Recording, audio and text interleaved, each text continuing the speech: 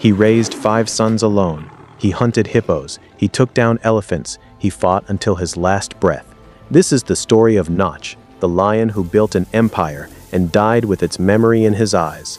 Under the bright yellow light of the morning sun, the reed grasslands of Masai Mara stretch out endlessly. Every blade of grass sways gently, as if whispering the secrets of this wild land. This is the world of the proud predators, where every step leaves a mark of survival and power.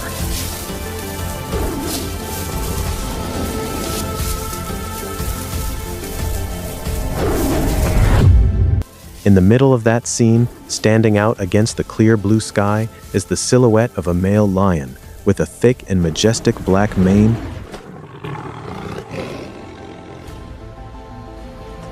Notch is a living legend from the plains of Kenya. With a deep and resonant roar, he declared his sovereignty, not only through strength, but through an iron will that helped him overcome a series of brutal challenges.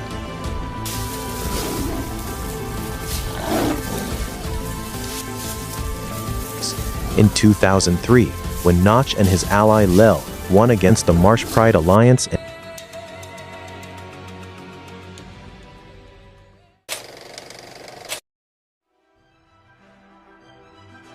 captured the territory of Vila Saka, a new era began.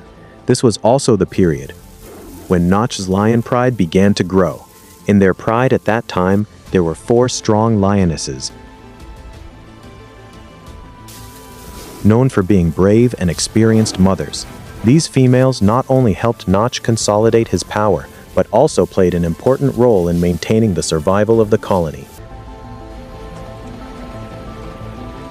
Between 2004 and 2005, Notch's first litter was born. During the harsh days of Vila Saka, the pack was still not completely stable. Enemies from outside were constantly trying to attack.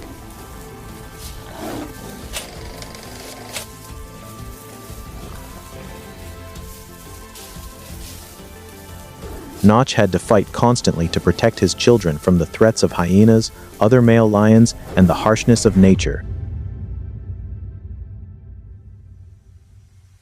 5 young males survived. They would become legends. Notch 2, Lon, Grimace, Caesar, Ron. Notch 2, the eldest son, inherited the intelligence and leadership skills of his father. He became the leader of the alliance after the death of Notch. Lon, known for his tall physique and exceptional strength, was a pioneer in battles, but also the first son to die for the alliance.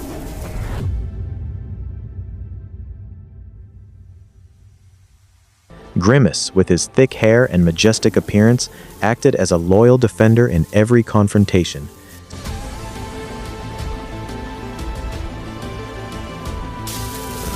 Caesar, with the best hunting instinct, helped guarantee the food sources for the entire alliance. Ron, calm but no less fierce, was always the person behind, strengthening the spirit of his brothers. The early years of Notch's 5 sons were not easy. With a pride of 8 Notch cubs and his 4 lionesses, their greatest challenge was protecting all their cubs from attacks by other lion groups.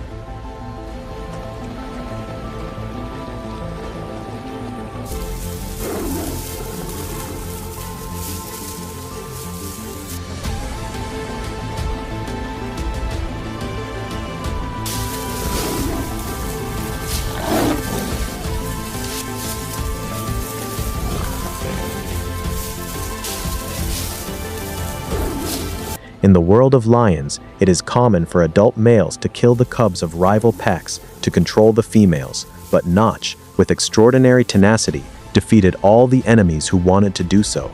In 2007, Notch's children had reached adolescence, the time when male lions begin to be forced to leave their mother's pride to find their own territory.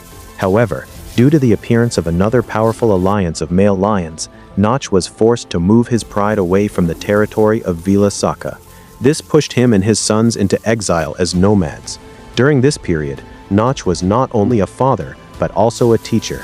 He taught his sons to hunt, to cooperate in battle, and to survive in a dangerous world. This was the foundation for his 5 sons to become excellent warriors and establish close bonds between them.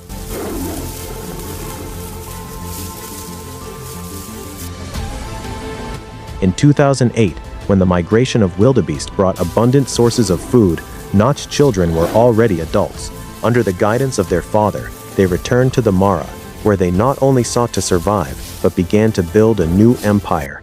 The legendary Notch Alliance was born.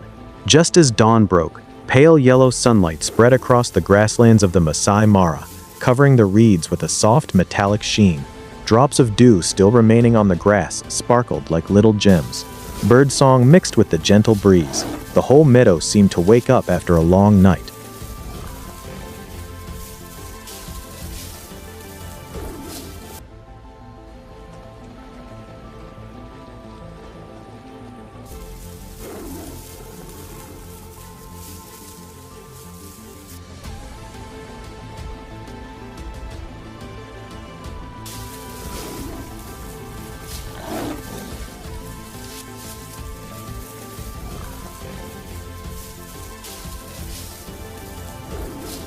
But that peace was only a facade.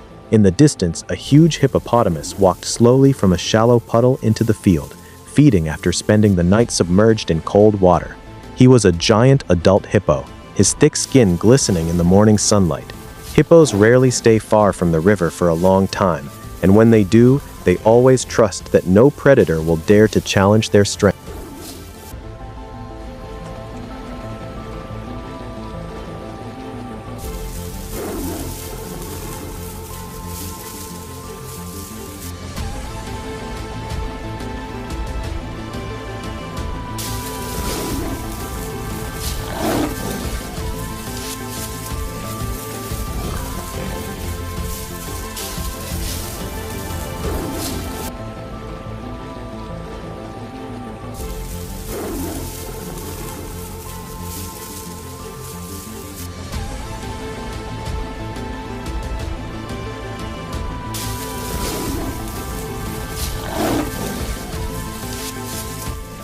But this time, a shadow that loomed among the reeds showed something different. That was Notch, the king of the grasslands, with a thick black mane floating in the sunlight, eyes focused and determined. Behind him, his 5 sons, Notch 2, Lon, Grimace, Caesar, Ron, crouched under the tall grass. Each step was light and precise, silent shadows. They had been watching the hippo since he left the water, and now the time had come.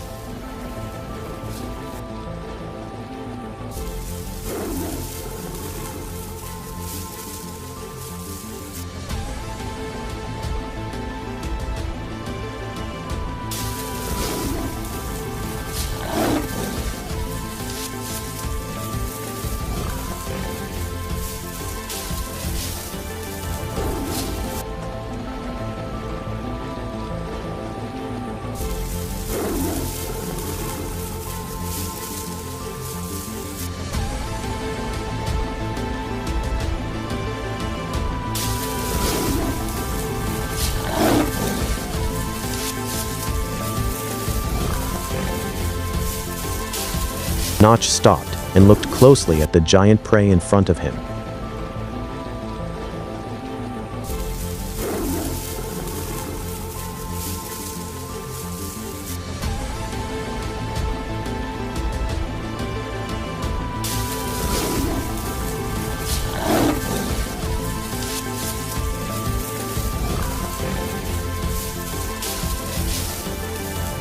Hippos are not the usual target of lions. They are large, strong, and possess enough strength to repel an entire pack of hunters. But with an alliance like Notch, 6 fierce warriors, each with a role to play, they could do what no other lion pride dared to imagine. Notch growled softly, signaling his sons to spread out. Lon and Caesar circled to either side, forming an arc. Grimace and Ron advanced from behind, and Notch, too, the eldest son, approached the hippo from the front. The morning sunlight illuminated their dark manes, turning them into bright ghosts in the grasslands. The hippo began to notice something unusual. He raised his large head. His small eyes flashed with attention. But before he could react, Grimace rushed from behind. His claws dug deep into the hind legs of the prey. The hippo roared and turned around like a tornado, trying to attack the one who had just hurt him. But Ron quickly came from the opposite direction.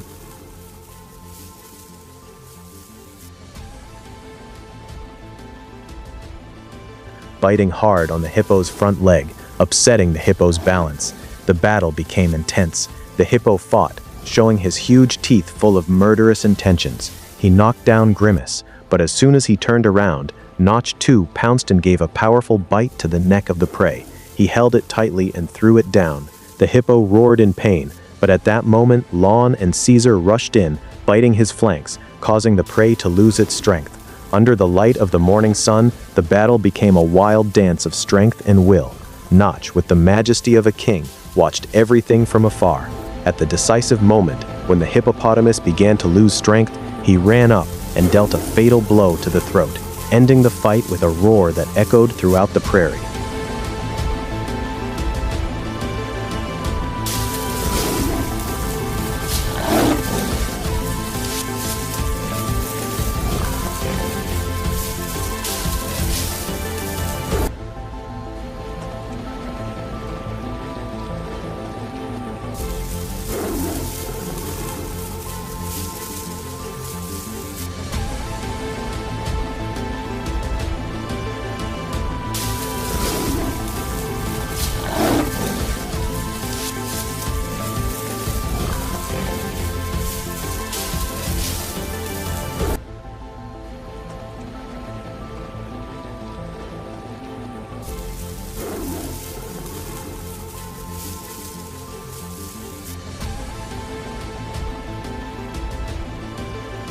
The light of the morning sun gradually rose, illuminating the field of reeds like a golden carpet.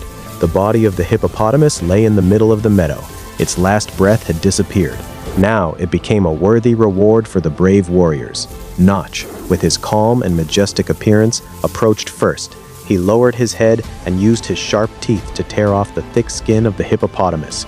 The smell of fresh blood spread through the air, attracting anxious glances from the children. But nobody was in a hurry. In this field, the king of the pack is always respected.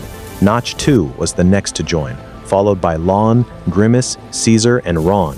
Each lion took turns eating pieces of succulent red meat, their bodies moving vigorously under the sunlight. The sound of teeth tearing flesh mixed with the song of birds in the distance, a melody full of contrasts between life and death.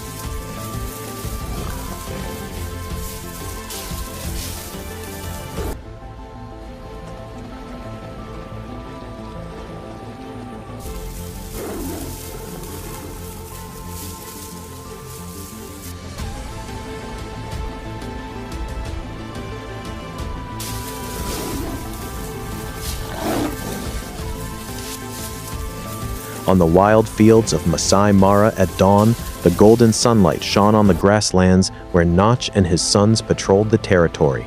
From afar, strange figures approached, 3 male lions with thick manes and cold eyes. No fear, no doubt, this was a carefully planned invasion. Notch roared. The deep sound pierced the silence of the morning.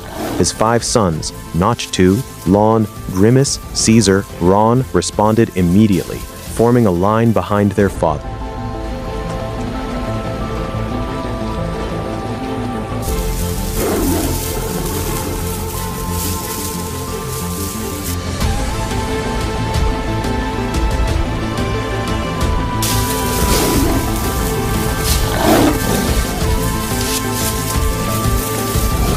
This was not just a battle to protect the territory. This was a battle for the survival of the pack. The nomadic trio did not hesitate. One jumped to attack Notch head-on, while the other 2 separated to approach the children. A ferocious roar echoed throughout the field. Sharp claws, murderous teeth, clashing in a merciless fight. Notch faced the leader, a great lion with a dark golden mane. The 2 giants fought. Each bite, each powerful slap, caused bushes of grass and blood to rise. In the background, the sons of Notch also fought the invaders. The nomadic trio was not only strong, but also experienced. They had experienced many life and death battles on the nomadic path. The battle lasted for hours.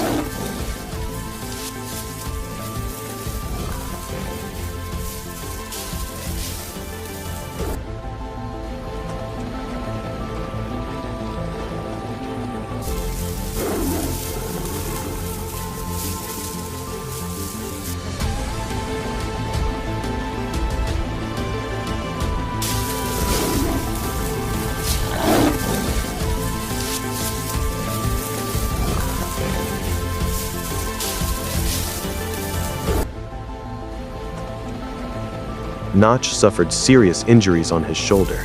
Nak, too, also suffered deep bites on his neck. Despite fighting heroically, the coordination of Notch's pack could not overwhelm the ferocity and strength of the nomadic trio. Realizing the unfavorable situation, Notch let out a long roar, signaling his sons to retreat. This was not surrender. This was the choice of a wise leader.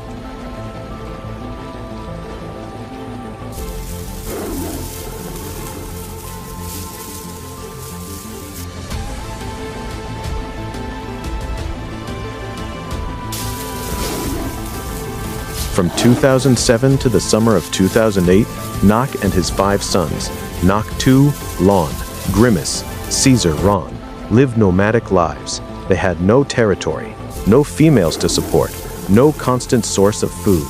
A difficult situation where Notch demonstrated the role of a true father and leader.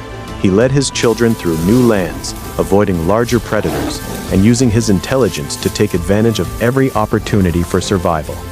Unlike other nomadic male lions, who often separate or remain isolated, Notch united his cubs, training them, teaching them. By learning from their father, Notch's children not only became physically stronger, but also understood the importance of unity. That was the biggest difference between them and the other nomads. Notch relied not only on his strength, but also on his intellect. He took his children to less busy areas where there were sources of water and food that other predators often overlooked. One of the most prominent strategies was hunting large herds of elephants during the dry season, a goal that very few lion prides dare to dream of. In early summer 2008, a drought took hold of Masai Mara, leaving many areas of grassland barren. Elephant herds that depended on water were forced to move to areas where few dry lakes remained. Notch and his sons, in an effort to find food, began tracking a herd of elephants. Elephants are a symbol of strength in the grasslands. With their enormous size and fighting ability, they are a target that only the strongest lion packs dare to face. But Notch understood that with coordination and perseverance, he and his sons could succeed.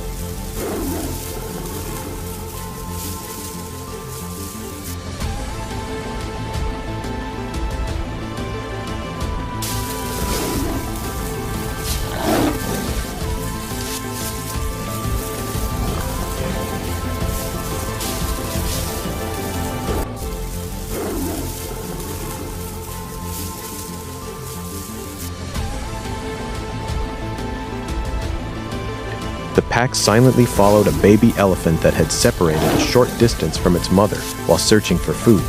Notch signaled to his sons.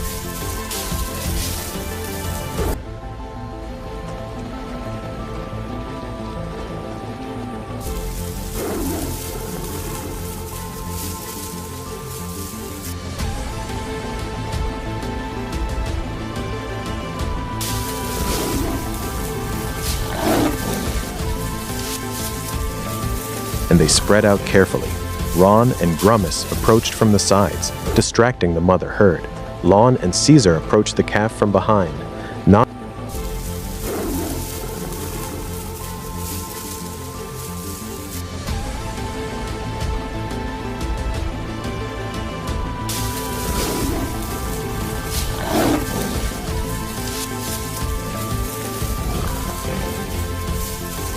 led the attack, giving a powerful bite to the calf's hind leg, making it stagger. The roar sounded defiant, causing the herd of elephants to flee. The adult elephants turned around, trying to protect the baby elephant, but the smooth coordination of Notch and his children confused them. The attack lasted between roars and the pounding of feet on arid ground. Finally, the baby elephant collapsed, becoming the first meal after many days of starvation for Notch's herd.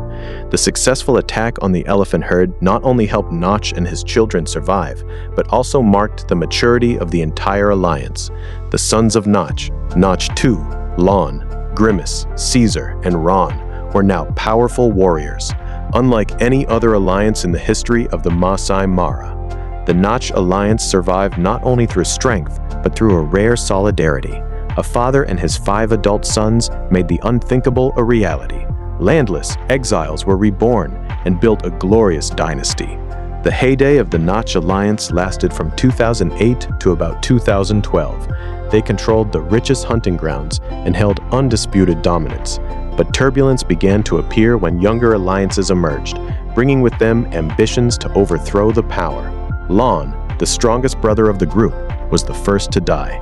In a battle with another alliance of male lions in the Mara Triangle, Lon fought until his last breath to protect the pack. This loss was the first crack in the alliance. However, Notch, as a father and leader, used his experience and charisma to keep his children's spirits up. They continued to defend their territory, maintaining their strength in the face of ever-increasing challenges. In 2013, Notch turned 14. This is astonishing for a wild lion.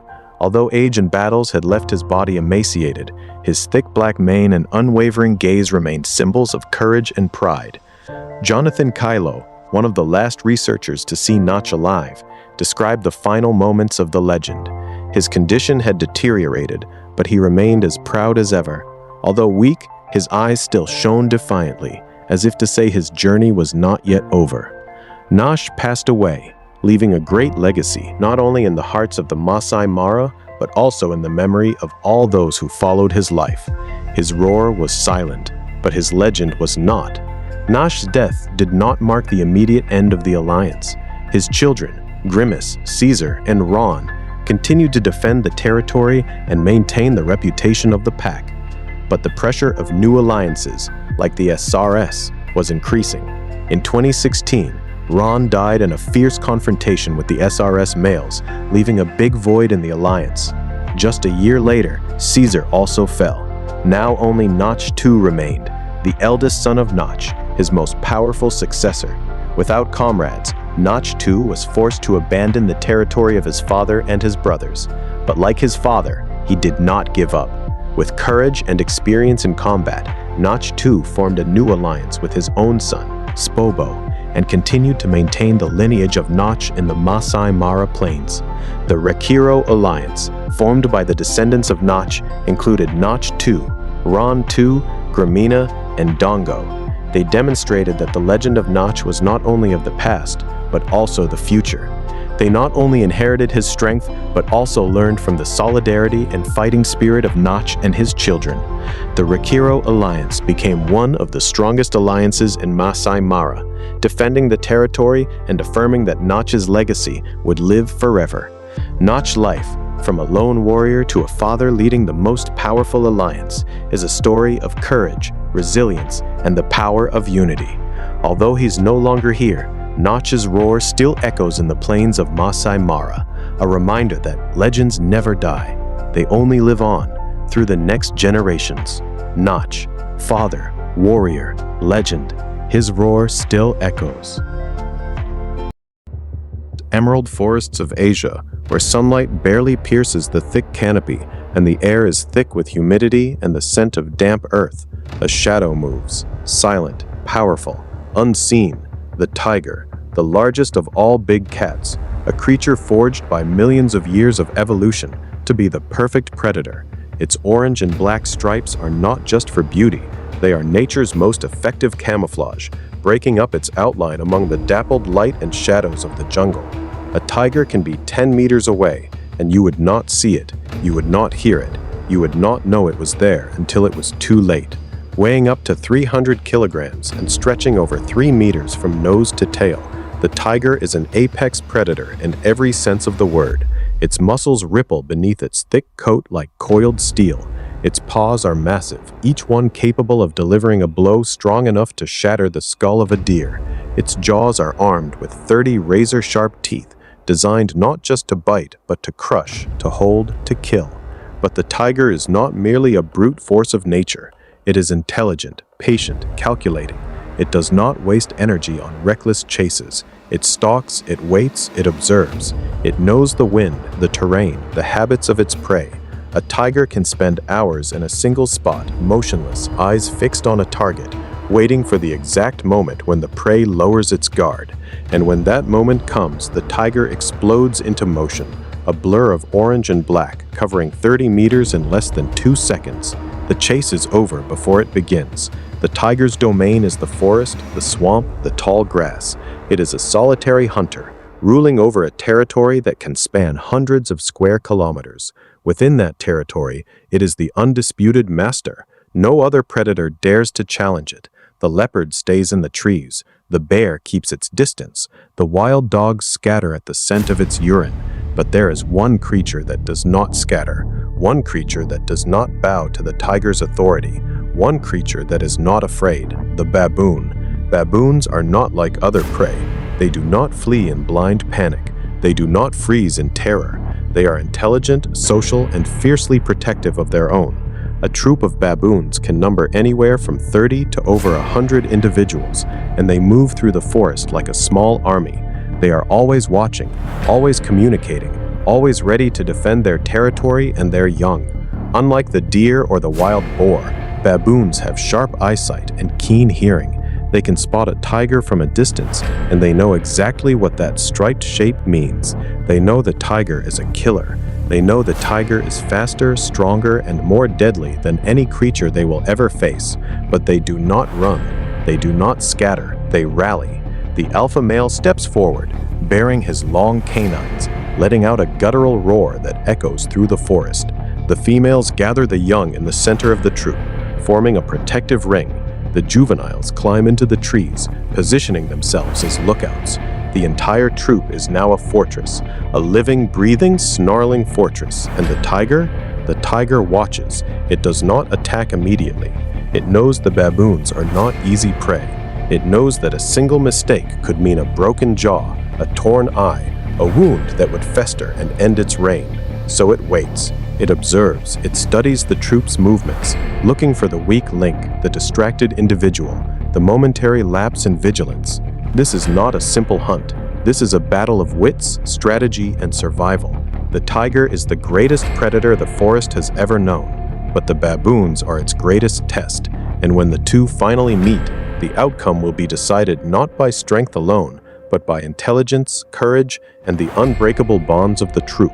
The sun begins to set, casting long shadows across the forest floor.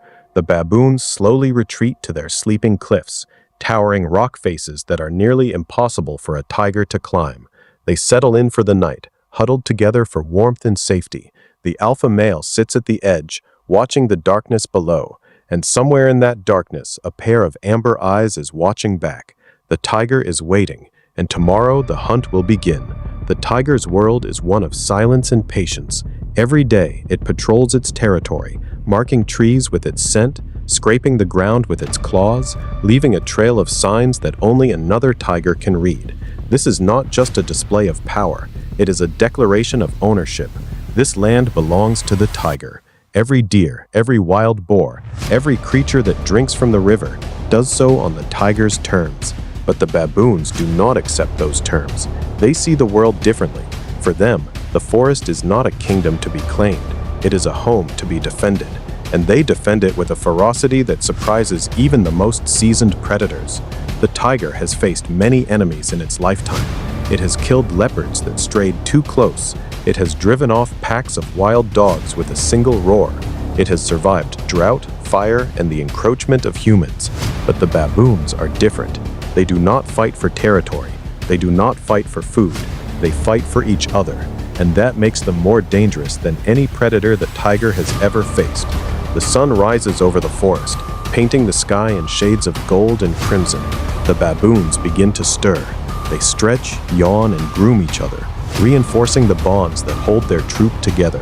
The alpha male surveys the surroundings, his sharp eyes scanning every shadow, every rustling leaf. He knows the tiger is still out there. He can smell it on the wind, but he does not show fear. He cannot. Fear is a weakness that spreads through the troop like a disease. If the alpha shows fear, the young will lose confidence. The females will become hesitant. The troop will fracture, and in that fracture, the tiger will strike. So he stands tall. He bares his teeth. He lets out a low, rumbling call that echoes through the forest like a battle cry. The troop responds in kind. They are ready, and somewhere in the shadows, the tiger watches. It knows the alpha is challenging it. It knows this will be the hardest fight of its life, but the tiger does not retreat. It does not know how. It was born to hunt, to kill, to conquer, and it will not be intimidated by a troop of monkeys. The hunt begins. The tiger moves through the underbrush, keeping its body low, its paws falling silently on the damp earth. It uses every piece of cover to mask its approach: a fallen log, a patch of tall grass, the thick trunk of a banyan tree. Each step brings it closer to the troops' feeding ground. The baboons are spread out, foraging for roots, fruits, and insects. They are watchful, but not yet alarmed. The alpha is on a rocky outcrop, keeping an eye on the perimeter. He has not yet seen the tiger. He has not yet smelled it. The wind is in the tiger's favor. It moves closer, 50 meters, 40, 30. Each step is a whisper, a shadow, a breath. And then a juvenile baboon strays too far from the group. It is young, curious, and careless. It has found a patch of ripe berries and is greedily stuffing them into its mouth. It does not see the tiger. It does not hear the tiger. It does not know that death is just a few strides away. The tiger senses the opportunity. Its muscles tense, its claws extend. It prepares to strike, but the alpha has seen something. A flicker of movement, a shift in the shadows. He lets out a sharp, warning bark. The juvenile freezes. The troop explodes into action. The tiger charges. It is too late for stealth, too late for subtlety. The tiger launches forward, covering the distance in a few powerful bounds, its jaws open, aiming for the juvenile's neck. But the alpha is faster. He lunges between the tiger and the young baboon, snarling, slashing with his claws. His long canines sink into the tiger's shoulder. The tiger roars in pain and fury. It swipes with its massive paw, catching the alpha in the chest. The alpha is thrown back, gasping, but he does not stay down. He scrambles to his feet, bleeding but defiant. The rest of the troop rallies around him. They form a wall of teeth and fury. They scream and hurl stones and branches. They are not just defending one of their own, they are sending a message. You are not welcome here. The tiger hesitates. It has never seen anything like this. It has killed deer and boar, and even a young elephant calf. But this is different. This is not fear. This is defiance. This is the refusal to be prey. The tiger takes a step back, then another. It does not retreat in shame, but in calculation. It knows it could kill a few of the baboons, but at what cost? A broken leg, a torn eye, a wound that would fester and end its life? It turns and disappears into the forest. The baboons watch it go. They do not celebrate, they do not cheer. They simply breathe a collective sigh of relief. They have won this battle, but they know the war is not over. The tiger will return. It will learn from its failure. It will find new strategies. It will come back stronger. And when it does, the baboons must be ready. The alpha male limps to a shady spot, his wounds still bleeding. The females gather around him, grooming his fur, licking his wounds, offering comfort. The juveniles watch with wide eyes. They have seen what it means to be a leader. They have seen the cost of bravery, and they will carry that lesson with them for the rest of their lives. Because in the wild, the strongest do not always survive. The fastest do not always win. Sometimes it is the bravest, the most loyal, the most willing to sacrifice, and that is exactly what makes the baboons a worthy opponent for the tiger. In the days that follow, the troop stays on high alert. They move cautiously, always watching the shadows. The alpha leads them to safer feeding grounds, farther from the tiger's territory. But the tiger follows. It has not given up. It is a creature of relentless focus, and it will not rest until it has claimed its prize. But the baboons are resilient. They adapt, they learn, they grow stronger with each passing day. The juveniles practice their defensive formations. The sentinels sharpen their eyes. The troop is no longer just a group of individuals. It has become a single, cohesive unit, bound together by a shared purpose. And the tiger begins to realize that this is not just another hunt. This is a war of wits, a war of will, a war that could last for months, even years, and the outcome is far from certain. The forest is the tiger's home, the forest is the baboon's home, and neither will surrender it without a fight, so the battle continues.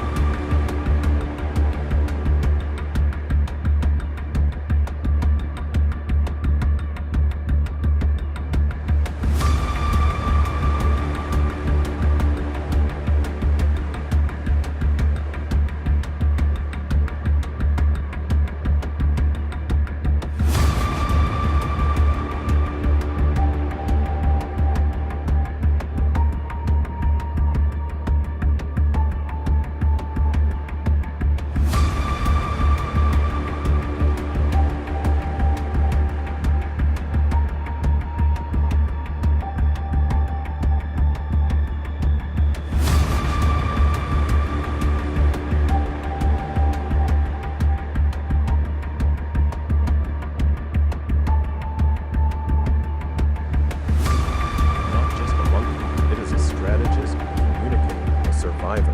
In the forests and savannas of Africa and Asia, baboons have carved out a niche that few other animals can challenge. They are not the fastest, they are not the strongest, they are not the most fearsome, but they are among the most intelligent, and intelligence in the wild is often more valuable than brute force. Baboons live in complex social structures that rival those of early human tribes. Each troop is a network of relationships, alliances, and hierarchies. The alpha male may be the leader, but he does not rule alone. He is supported by a council of senior females, young males who serve as warriors, and juveniles who act as scouts. Every member has a role, and every role is essential to the troop's survival. Communication is the key to their success. Baboons have a rich vocabulary of calls, gestures, and facial expressions. A single bark can mean danger from the sky. A grunt can mean follow me. A scream can mean attack. They can convey complex information about the type of threat, its location, and its urgency. This is not just instinct, it is language, and the tiger does not speak that language. The tiger hunts alone. It does not communicate with its prey. It does not warn, negotiate, or intimidate. It simply strikes. For the tiger, the hunt is a solitary act of violence. For the baboon, survival is a collective act of intelligence. When the tiger first encountered the troop, it underestimated them. It saw a group of monkeys, not a coordinated army. It expected them to scatter, to panic, to become easy prey. What it found instead was a wall of defiance. The baboons did not run, they fought. They used their numbers, their agility, and their intelligence to turn the tables on the most fearsome predator in the forest. But the tiger is a fast learner. It has adapted to countless challenges over the course of its life. It has learned to hunt in dense jungles, to swim across raging rivers, to climb rocky cliffs in pursuit of prey. It is not easily discouraged, so it watches, it waits, it plans. The tiger knows that the baboons are strongest when they are together. Their defense relies on unity. If the troop is scattered, its power diminishes, so the tiger begins to look for opportunities to divide them. It attacks at dawn, when the troop is still groggy. It attacks at dusk, when visibility is low. It attacks from different directions, testing their formations, probing for weaknesses, and slowly, the troop begins to show signs of strain. The juveniles are more nervous. The females are more cautious. Even the alpha male is showing fatigue from the constant pressure. They know the tiger is wearing them down. They know they cannot maintain this level of alertness forever. But they are baboons, and baboons do not give up. The alpha male calls a council of the senior females. They discuss their options.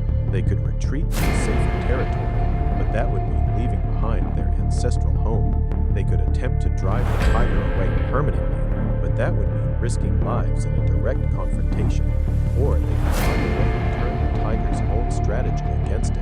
The alpha male remembers an old legend, passed down through generations, a story of a troop that once defeated a tiger by luring it into a trap. They used the tiger's aggression against it, leading it into a narrow ravine where its size became a disadvantage. They pelted it with stones and branches until it retreated in defeat.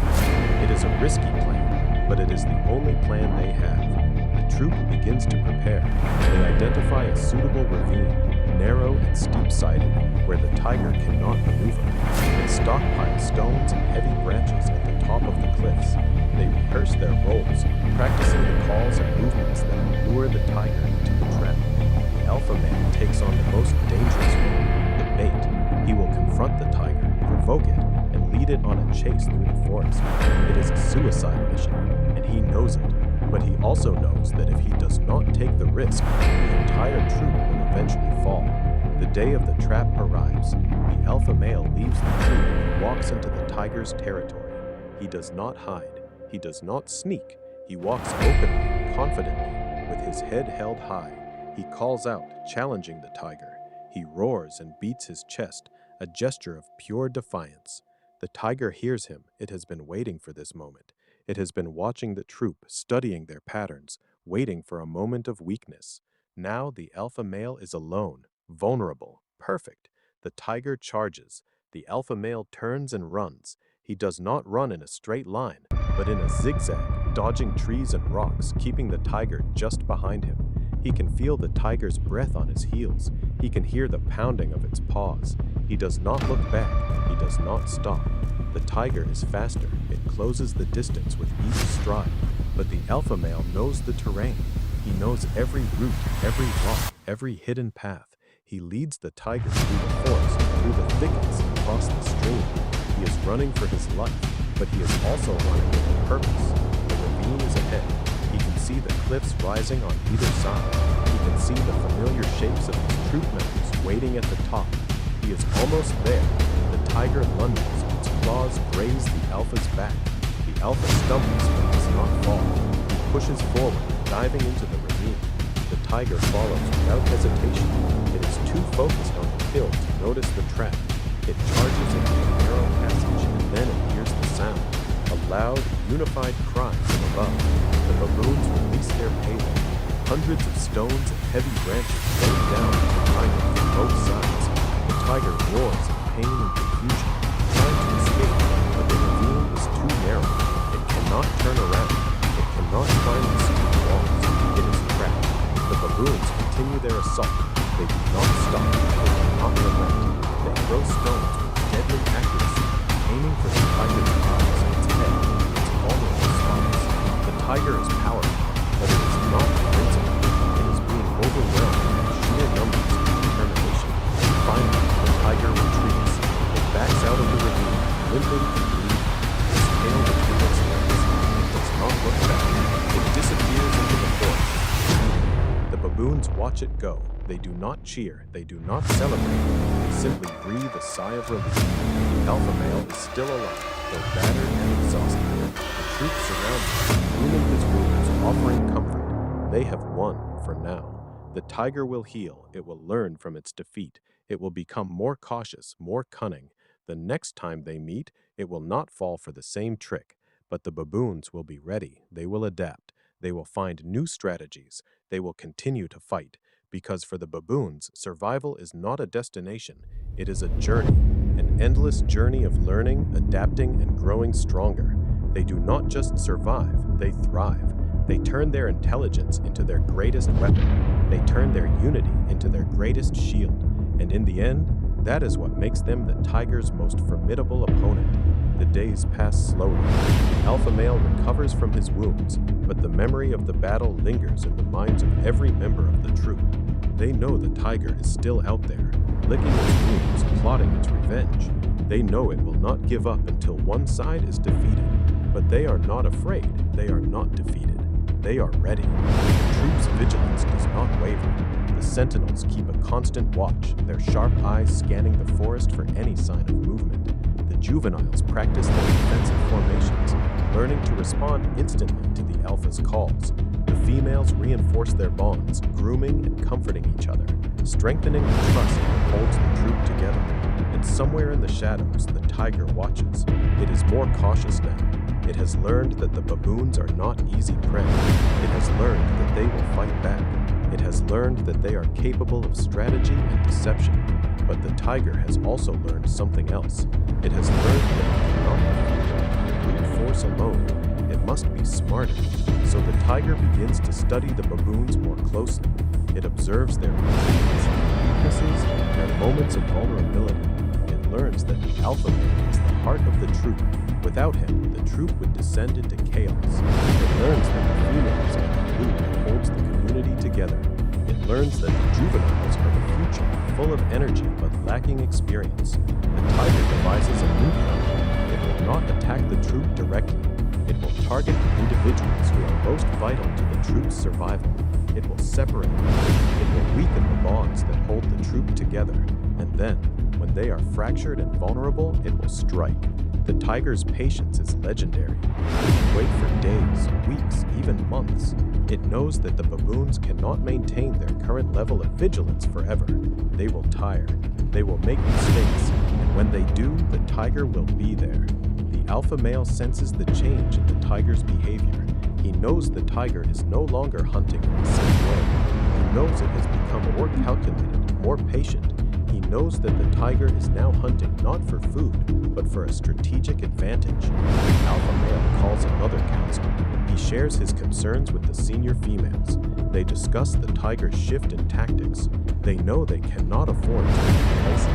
They must be proactive. They must find a way to end this conflict once and for all. But how do you defeat a predator that has learned from its mistakes? How do you defeat a creature that is stronger, faster, and more dangerous than you? The alpha male does not have an easy answer, but he knows one thing. The troop will not give up. They will not surrender. They will fight until the very end, because that is what baboons do.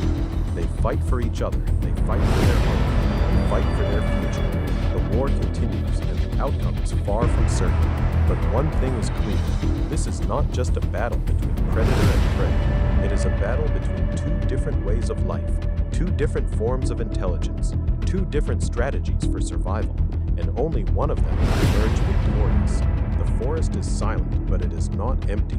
It is filled with the tension of two rival powers, locked in a deadly game of wits and wit. The tiger waits in the shadows. The baboons prepare for the next attack, and the forest holds its breath, waiting to see who will prevail.